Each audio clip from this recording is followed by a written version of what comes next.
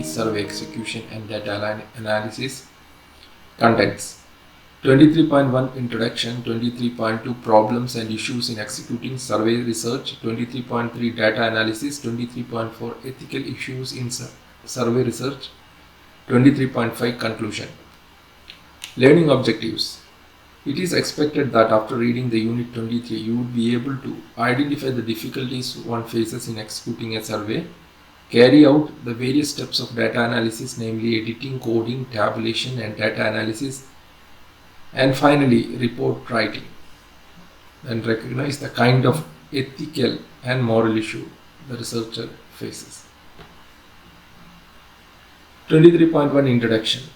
A number of issues spring up throughout the process of executing survey research. We will examine a few of them in order to enhance the quality and reliability of survey.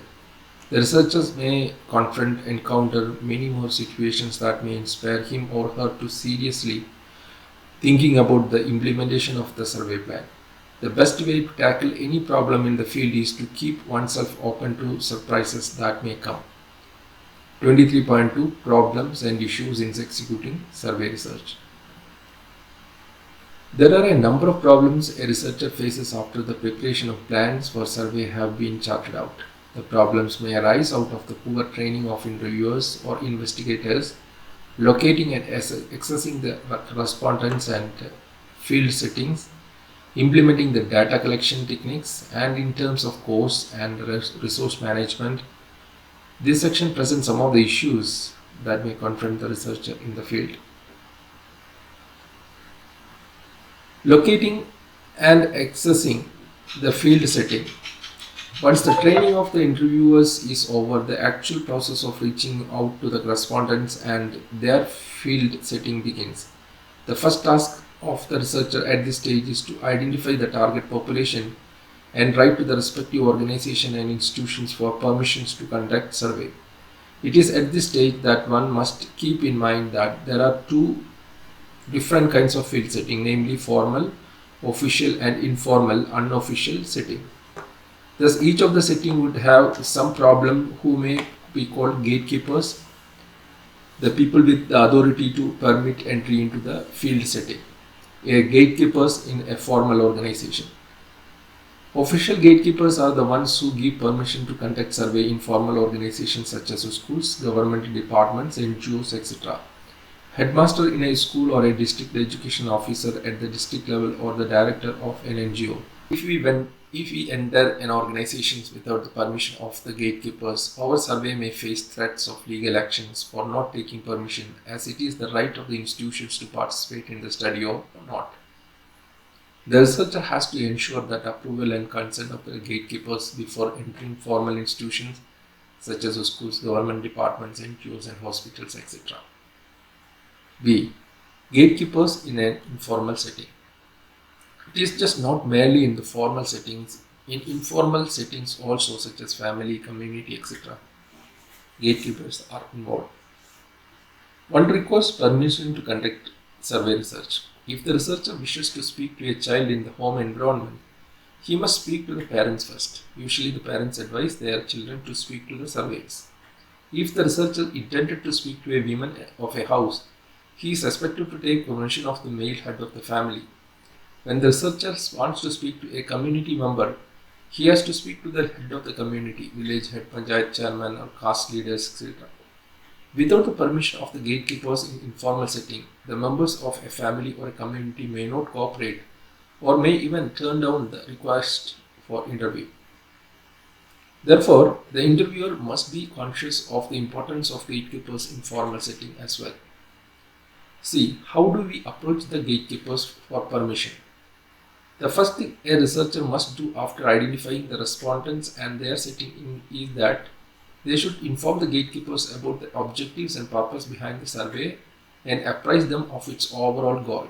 For instance, the main objective of a survey being undertaken is to assess the impact of the integrated education for the disabled children. The respondents may be informed that the survey results may be used to improve the quality of implementation and delivery of the scheme, and that their cooperation is highly appreciated and valuable. Further, the researcher has to clarify the doubts and apprehensions of both the gatekeepers and the respondents. For this, the researcher must be well versed with specific objective of the survey. For instance, the broad objective of the survey mentioned above are to study how far the integrated route schools have been successful in integrating the eligible children with the special needs, to examine the retention strategies adopted by these schools, to study whether the facilities for assessment and appropriate placement of the children with disabilities are available in the integrated schools. There can be many specific objectives of the current surveys, so the interviewer should try to understand this objective and be clear about each of them. This will help him in the later stages of survey execution. It will help to correctly transact and impart the same kind of training to his assistant. The interviewer must also understand the survey's conceptual, cultural, psychological, economic, and political context. Some of the specific questions the researcher or the interviewer must be clear about in the case of our examples are: who are the children with special needs? What are their special needs? What is the need of a special program for children with special needs? What is the cultural context of families, communities, and schools that are going to be a part of the study? What will be the psychological condition of the children with disabilities or special needs and their parents? What is the economics of running a scheme such as this, IEDC? What are the possible uses of equipment and their utility and how they are used? Whether in the investment on certain items is justified in terms of their utility. What is the political context of the schooling of the children with special needs?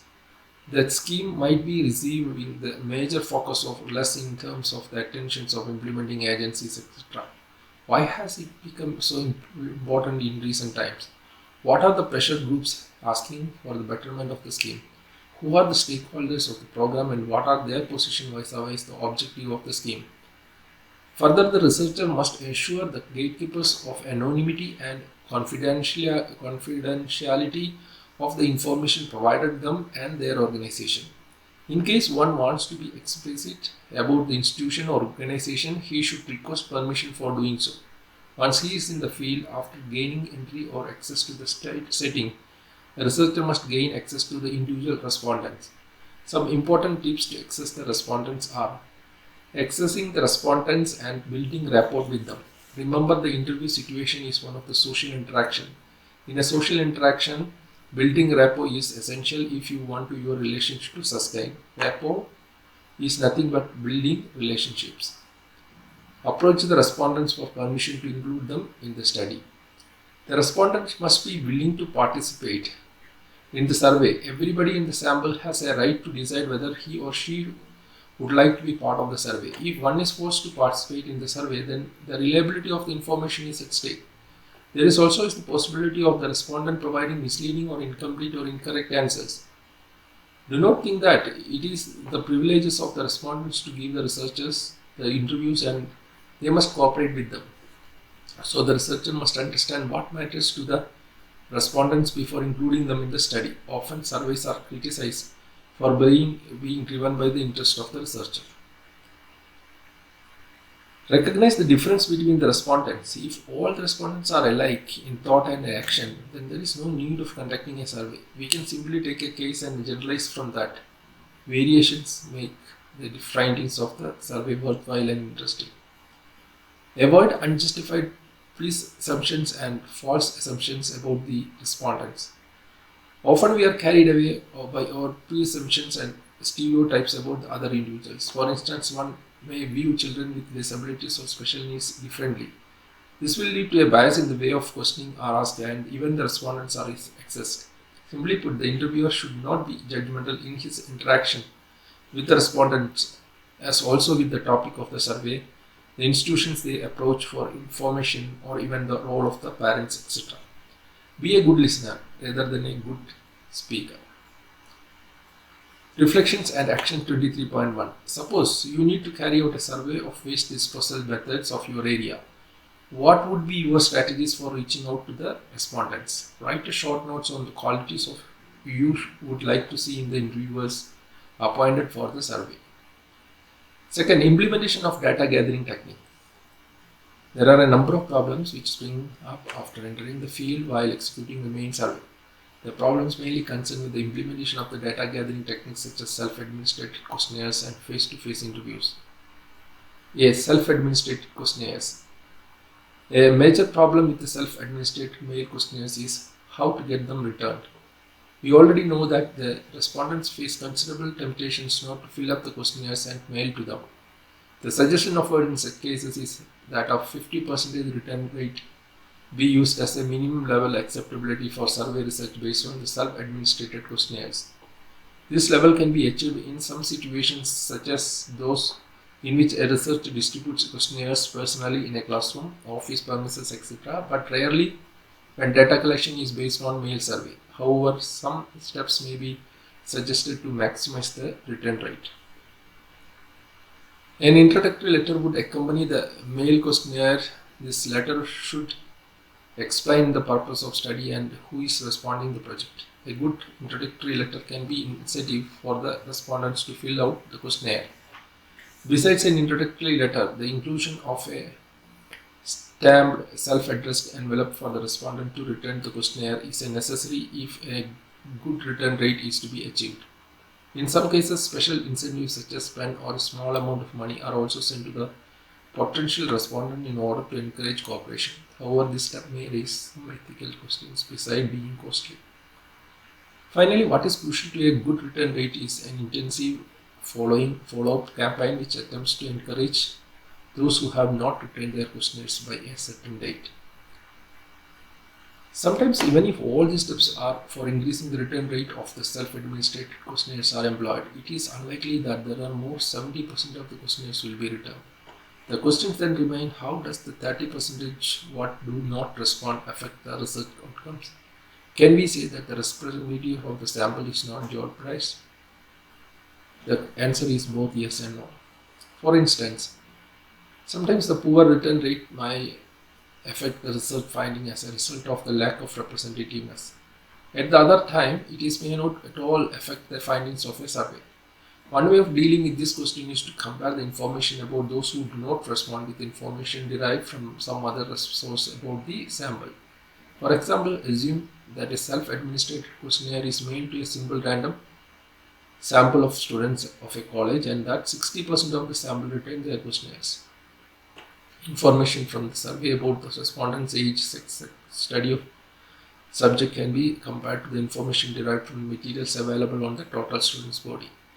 If there are no startling differences between the survey data and the data from the other source, it would be concluded that the 40% of the sample which did not return their questionnaire is similar to the 60% of those who did return them. In this case, the issue of representativeness is favorably resolved. However, it is important to mention that this is not a perfect solution and there can be other ways of resolving it. Face-to-face interviews. Even though respondents' rate is considerably higher for interviews, there are similar problems involved in face-to-face interview. Some strategies for improving the response rate in interviews are the following. The refusal of cooperation by potential respondents can be lessened by first training the interviewers in ways to establish rapport with the respondents. The temptation of the interviewers to avoid certain respondents should be diminished by emphasizing the validation process and requiring the interviewers to account for each non-compilation. For example, sometimes a researcher doing door-to-door survey may avoid a house that displays a board "Beware of the dog." Respondents are often not home when the researcher attempts to contact them. It is therefore important to make visits at different times of the day and of different days of the week. If this strategy is used effectively and the respondents' rate is average or better, there is still a question of how representative the respondents are of the total group one has tried to study. The suggestion gives in the case of self-administration questionnaire for the comparing the survey inspiration of the respondent with the other information about the total group in applied in the case of face-to-face interviews as well. Further, a major issue crucial for the success of the implementation of the interviewer process is the selection and training of the interviewing staff. The following aspects should be kept in mind while training the interviews. Train interviewers is how to establish a rapport with the respondents in order to gain their cooperation. However, the rapport does not mean to encourage the pleasing answers. The interviewers must be told to remember that the interview situation is one of the social interaction. Differences in characteristics such as caste, race, sex, social class, religion of both the respondents and the interviewer have an impact on the answers elicited. That the interviewer should become non-judicial towards the respondent. This quality should make the respondents feel comfortable in expressing their true feeling. It makes good sense to hire and train interviewers who are not radically different from the people whom they will be interviewing. A manual may be prepared for the interviewers which deals with the general interviewing techniques and the unique requirements of the particular study in situation. After the actual interviewing process begins, interviewers should be asked to return their first few completed interviews to the supervisory personnel for critical evaluation. At this point, some validation interviews should be conducted by telephone or in person to ensure that the interviewers are not irritating any respondents and that they are really conducting the interviews according to as the instructions. Such an assessment is helpful for the purpose of evaluating the questionnaire under actual field conditions. Independent validation of the interviews should continue throughout the time period of interviews. See box number 23.1 for guidelines. 23.1 Some guidelines for effective implementation of data gathering technique. The researcher has to keep in mind the following guidelines to avoid some problems in the collection of information from the correspondence.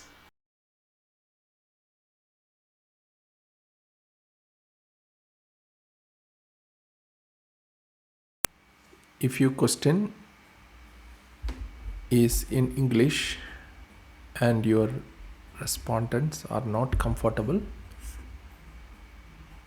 with English, then try to translate the questions in the region languages while asking the respondents. Make the questions meaningful, clear, ambiguous, unambiguous, sensitive, and revealing. The use of language also depends upon the factors such as age, religion, social class, etc. Understand the social standard of particular usage in English. For instance, the midday meal is lunch, not dinner. The room where the family gathers in the sitting room, not the living room. A magazine is never called a book. Sometimes people may think you are being impolite or vulgar or rude or incorrect based on the kind of language you use while interviewing them. This may spoil the entire process of interview itself, so use proper language tactics for the dealing with ambiguous or unclear terms. Avoidance, use alternatives. Another possibility is to explain the term, that is to give a brief explanation to correspondents of what we mean by the word. But the one problem with glosing is that we almost impose the meaning or even the answer for the respondent. Clarification. This is a form of glosing, but we explicitly clarify the potential ambiguity. Give examples, but it carries the danger of suggesting the answers or may even distract the respondents from thinking about their other answers. 23.3 Data analysis. Once the data have been collected, the task is to reduce the mass of data obtained to a form of suitable for analysis, data reduction. As the process is called, generally consists of editing, coding and processing through the computer in case of large surveys and by hand in case of small surveys. Editing. Editing the field in questionnaires is the first step in separation of data processing. It is important to make sure that the questionnaires has been filled properly. This is the painstaking work, but it can also be very fruitful. In some, a good editing job can be substantially to the quality of the collected data. Editing interview scheduled or self-administrated questionnaires is intended to identify and eliminate errors made by the interviewers and respondents. Moser and Carlton speak of three tasks in editing: completeness, accuracy, and uniformity.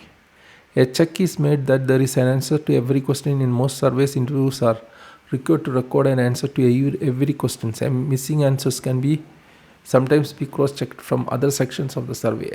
At most, respondents can be contacted again to survey the missing information. Accuracy. As far as possible, a check is made that all questions are answered accurately. Inaccuracies arise out of the carelessness of the part of either of the respondent or the interviewer. Sometimes a deliberate attempt is made to mislead, a tickle in the wrong box, erring around the wrong code, an error in simple arithmetic, and can reduce the validity of the data unless they are picked up in the editing process. Uniformity. A check is made that interviewers have interrupted the instructions and questions uniformly. Sometimes the failure to give explicit instructions or interpretations of respondents lead to interviewers recording the same answer in a variety of answer codes instead of one. A check on uniformity can help eradicate this source of error. Coding. The quantitative analysis of survey data requires that answers are converted into numbers.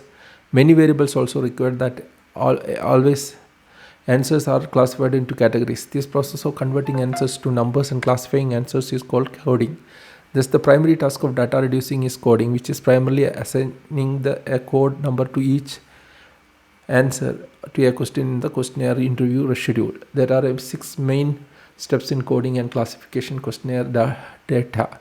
They are classifying respondent, locating codes to each variable, allocating column numbers to each variable, producing a code book, checking from coding errors, entering data. Let us discuss in brief each step in coding and classifying data. Classifying responses. Coding is more than allocation of numbers to the respondents. It also involves the creation of classification system and imposes a particular order of the data.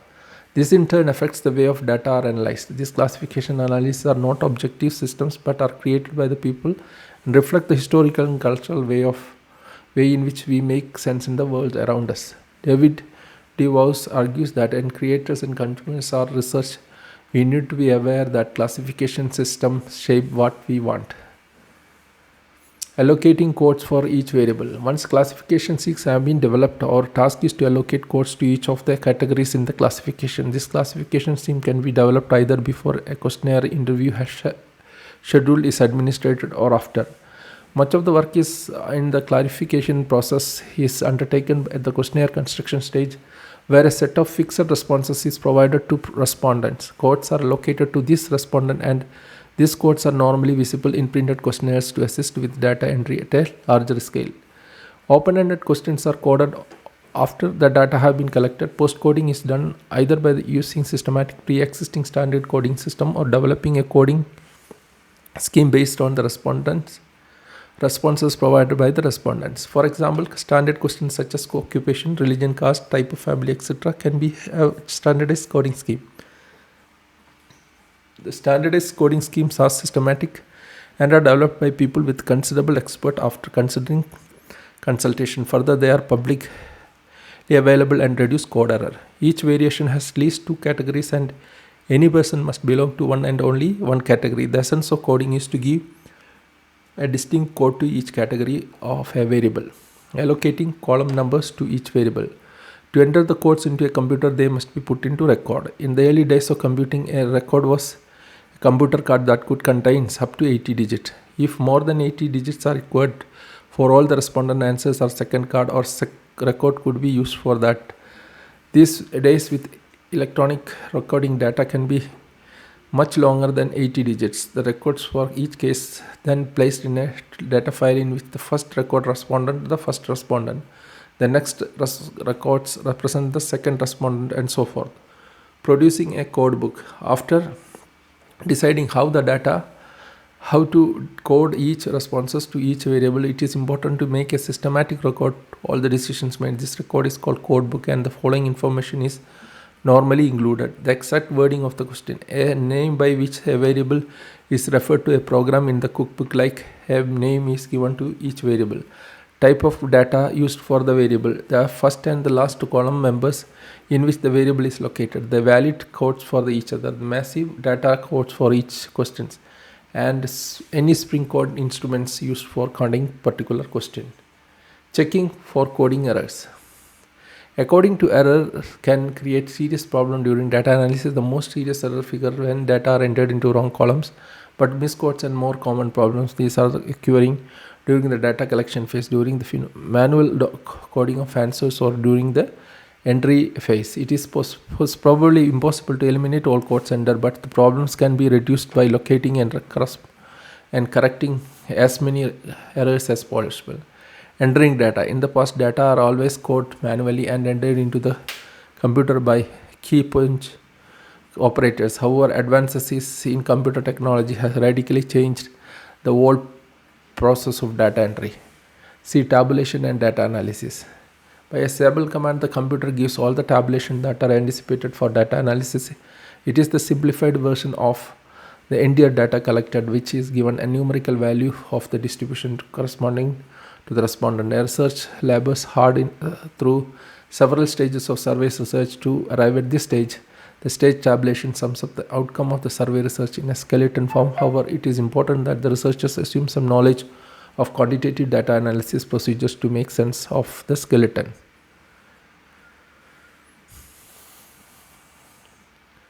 Abrid, Aldridge and Levin argue that there are three different aspects of survey analysis. According to them, these are three dimensions are conceived to be potentially present in the analysis of any survey through a.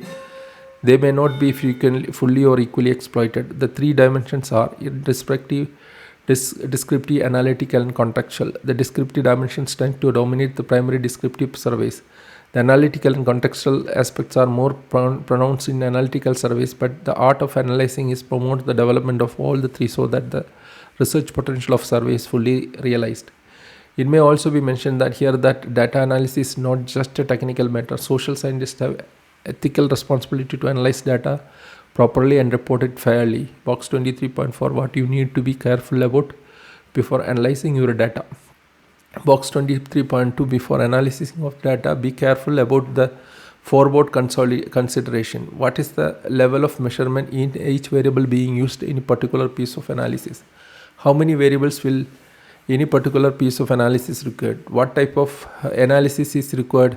Is descriptive analysis required or analytical or contextual analysis? Have the ethical principle of full, fair, appropriate and challenging analysis been applied to the selection of data to be analyzed and reported? Data reporting. Once the data are available, the survey researchers typically write and disseminate reports or present them orally. In any case, the presentation of the result of survey should be as clear as complete as possible. The following are some questions that are useful for evaluating the quality of a survey research report of findings. Could the reader replicate the report of the basis of the information provided? Are all the phases of survey research process explained in adequately detail? Are all the potential and relevant data provided or only highly selected experts included? Most studies call for much more in the way of a preliminary statistical analysis that it should be appropriate to include the final report. Some selectivity is always necessary, but we can question the nature of the selectivity when data for what seem to be superior indicators of phenomena of interest are not presented and no rationale for their execution is provided.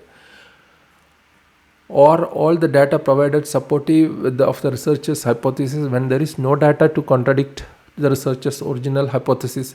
We might question the selection procedure used in deciding which result to present. Also related is the tone of the report. Is it one of the justifying the hypothesis or of critically evaluating it?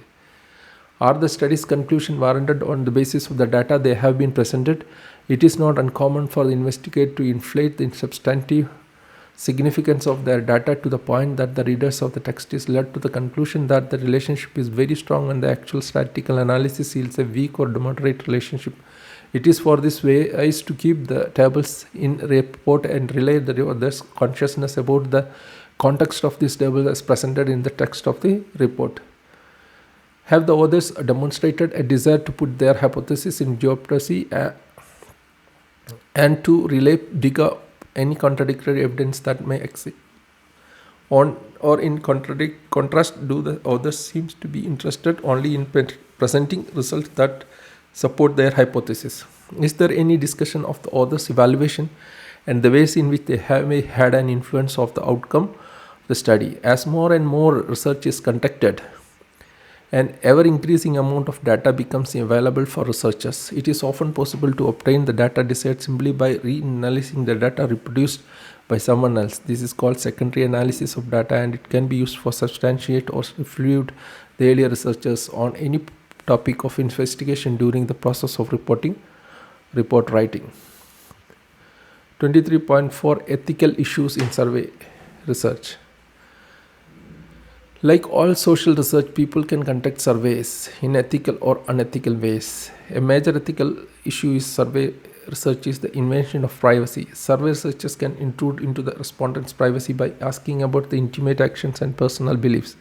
People have a right to privacy. Respondents decide when and to whom to reveal personal information. They are likely to give such information when it is asked for in a comfortable context with mutual trust. When they believe answers will be remain confidential, researchers should treat all the respondents with dignity and reduce their anxiety of discomfort. They are also responsible for protecting the confidentiality of data. The second ethical issue that confronts the survey researcher is the right of respondents to participate voluntarily. Respondents agree to answer questions and can refute at any time. They give informed consent to participate in research. Researchers depend on the respondents' voluntary cooperation. Therefore, researchers need to ask well-developed questions in a sensitive way, treat respondents with respect, and be very sensitive to confidentiality. Thirdly, the tendency to mislead the people at large by the survey researchers is also important ethical consideration. Sometimes people may also misuse the survey result or is purely designed or properly rigged as surveys. People may demand answers from surveys that surveys cannot provide or may not understand a survey's limitation. They who design and prepare surveys may lack sufficient training to conduct a legitimate way. Sometimes the researchers use the survey format in an attempt to persuade some interviewer to conduct survey with little or no real interest in learning information from the respondent. Reflections and actions 23.2. Suppose you have to guide a team carrying a survey on methods of waste disposal in your area. Explain how you will handle the following questions. Question 1. What would be your strategy to avoid policy decisions based on carelessness or poorly designed survey may result in waste human hardship? How would you make the survey execution so that legitimate researchers can conduct methodologically rigorous survey research? How would you make researchers aware of and report the limitations of the survey research? How can a research combat unscrupulous politicians, business people, and others who rig surveys to produce deceptive result? Write a sheet of paper your answers to the above questions and add at least 4 more ethical issues that await a researcher while conducting a survey. Some of them may deal with the sponsorship and funding of the project, researchers' personal preferences and biases, the respondent's description, etc. Finally, answer of the question who is responsible for dealing with the problem areas and avoiding the ethical issues in order to make the research eventually successful and objective. 23.5 Conclusion. In this unit, we have attempted to learn the issues and problems that researchers confront while executing the survey. Primarily, it is discussed the issues locating and accessing the field setting and respondents and the problem faced during the administration of data gathering techniques. The unit also discussed the phases of analysis after the completion of the data collection and execution of the main survey. Finally, the ethical issues in the conduct of survey has been discussed.